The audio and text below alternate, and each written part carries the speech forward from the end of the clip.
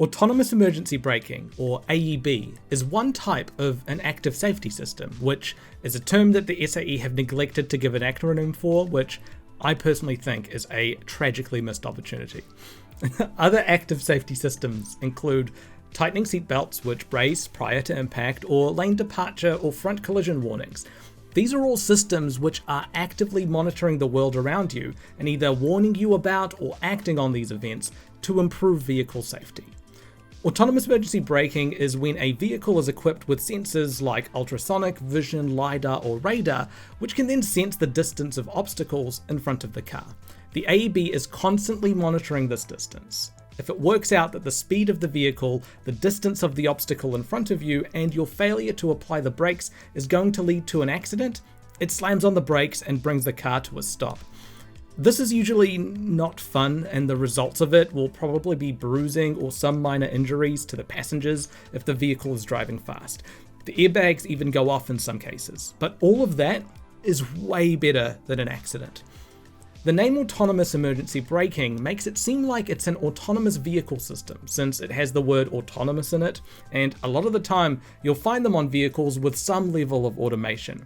However, the scope of SAE J3016 is for systems which take over the dynamic driving task for a sustained period of time.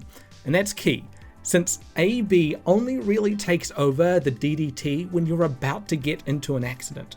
It doesn't qualify as having a level of automation.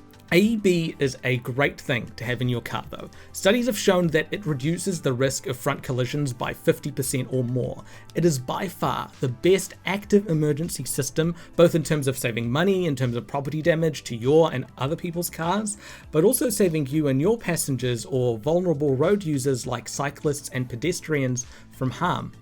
The best thing you can do for you and your family's safety these days isn't getting a full self-driving level 2 car, but a vehicle with a suite of active safety systems. You can check out the latest NCAP ratings through the link in the description below to help you with your next purchase. So don't let the lack of a level fool you. If you're at all concerned about your safety and the safety of your passengers, an AEB is the best decision you can make with your next vehicle purchase. It will, however, not boost the SAE level of your car, which goes to show that the vehicle safety and SAE levels aren't really linked in any meaningful way. This video is part of a series explaining the basic concepts of autonomous vehicles and SAE J3016 in particular. You can find this video and all the rest on this playlist over here, or click here to go to the next video. Thanks so much for watching.